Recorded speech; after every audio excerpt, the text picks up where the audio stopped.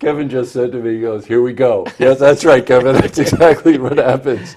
Well, the dust is settled on the recent election, so we thought it'd be a good time to have Kevin Geraghty, who's the chairman of the board of the Warren County Board of Supervisors, to come in and just talk about some of the things that his team is working on and his perspective on things. So, Kevin, welcome back. Well, I appreciate you having me back. Yes, always great to have you here. We had fun the first time, and hopefully we'll have fun today. Yeah, you were nervous the first time, right? I was, yeah.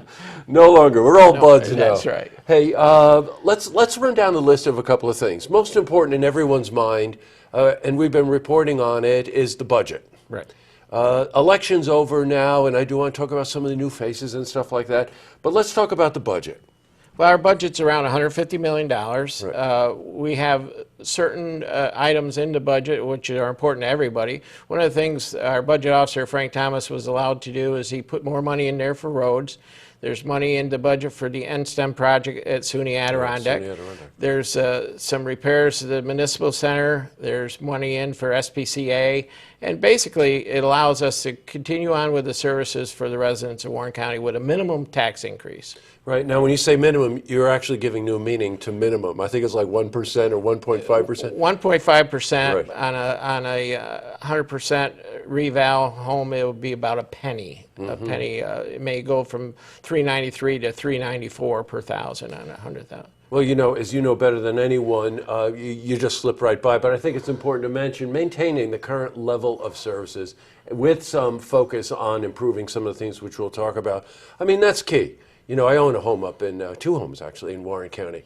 And maintaining the roads and the services, you know, it can be parts of Warren County can be very rural. And maintaining those services is seriously important to the residents. Right, and we've struggled with keeping enough money in the budget to maintain the roads. You know, we have a plan in place, but it's always difficult when you have tough financial times, which we had in 2009. One of the things we cut out was the extra money for roads, so we're starting to put some of that back into the budget. Now, obviously, the sale of the nursing home has an impact on the budget. In what way? The sale of the nursing home will save around $1.45 million in the county budget that the taxpayers sheltered that cost directly. So with the sale of the nursing home, we'll have that extra money in our budget, but you know, we still have the legacy costs of the employees who work for us that we have to pay out for years to come. But there will be quite a bit of savings in our budget. Well, that's nice. Now, a lot of faces returned. Yes. But we also have some new faces. I think four that I can think four of. New supervisors, two from the city of Glens Falls, one from Chestertown, and a returning former supervisor for the town of Queensbury, Ron Montesi. Yes, that's right. Yeah, congratulations, Ron. Because that was delayed. Yes. That announcement was delayed. You're the chair. So, and you know, we cover those meetings. We're there all the time. Sure. I love watching those meetings. Yep.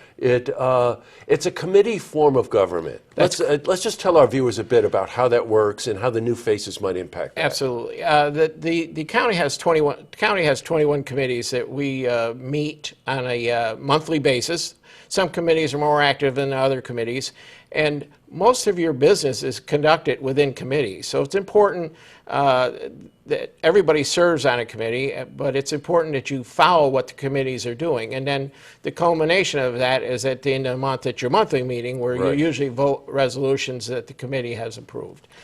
Got it. Now, how does a complexion bring new people in? How does that change the complexion of it? Well, I think what we'll do is, you know, I know when I went on, you know, we'll send out a questionnaire and ask them what they're interested in, and then you try to suit everybody to what their expertise are. You know, we'll try to use them to what their talents may be and try to get them on those committees. Sure, and I'm sure that they are, of all of the candidates that we interviewed quite a few of them for the supervisor, they all had priorities. You know, so I'm sure they let you know about that too. In terms of orientation, I'm just thinking of Congresswoman Stefanik. I asked her if she was getting lost in the corridors of the Capitol. There's some orientation to go through, right? Yes, we heard 2 years ago, you know, we could have done a little bit better job of talking to the incoming supervisors and giving a little setup of the county. So the county administrator and myself are going to do an orientation in the next couple of weeks with all the incoming new supervisors. It would also will give them an idea of our form of government, but we're also going to be able to tour them around to all the facilities, because the county owns a lot of facilities in different areas, and they may not be familiar with all those sites. So that's the game plan, to spend a day with all the incoming supervisors and go through a good orientation, something better than, as I read, Evelyn Wood was saying, here's your parking lot, and there's the coffee room. So, right. it'll be more in depth than that. So. You're talking about facilities. It brings me to another thing. We're just starting to report, and have been reporting, that the Code Blue shelter has been looking for a new home, and that Kim Cook and you have met recently, and you've got an idea for this, right? Yes, a couple weeks ago, Mayor Diamond and Kim Cook came up to visit the administrator and myself, and to see if we had any suggestions where they could put a temporary shelter, what the county had, what kind of facilities. And we looked at a couple sites over on Gurney Lane. One was the old WIC building with women and children, which we had also our code enforcement over there. And then we had the old detention center, which was used for youth. And we had our code people look at that, and we feel that that could be used for a temporary shelter for Code Blue.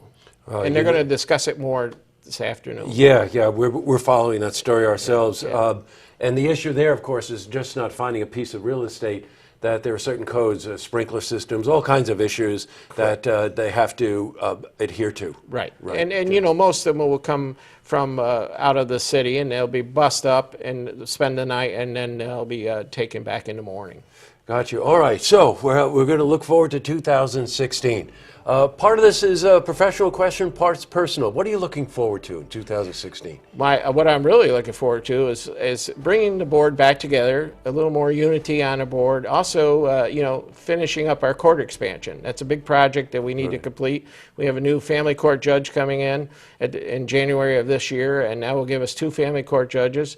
We have a new Supreme Court judge, Martin Affadou, will be serving in our building. But finishing the court expansion, especially in the family court area, which is something that we've known about for several years, but the timing was never right to undertake that project. Now we're undertaking it, and to finish that by the end of the year would be very important to me. Good. I'm glad to hear that. Hey, the other thing is, I suppose that the sale of West Mountain will be finalized, right? Yes, we believe the sale of West Mountain will be finalized by December. Good. And that's another chapter in Warren County. It's a change. It's something that we had to do. We didn't take that change lightly. We started discussing it in 2012. Right. So we put a lot of thought and efforts, and certainly we'll keep our eye on that project to make sure that it goes according to. Well, I mean, at least from what we know, which we know some things, but we don't know others, of course. But I think all the hurdles really pretty much have been addressed with the sale, right? Absolutely. Yeah. Well, Kevin, thanks so much for coming in. Great to see you. We're going to have you in from time to time as we try to keep up with you guys, men and women up there in Warren County, and all the things that you're doing. And like I say, I look forward to working with the new supervisors, and I think we'll have a good year ahead. Good, terrific. Thanks for coming in, Kevin. Okay, thank you, Jess. To see this interview again, you can head to our website, looktvonline.com.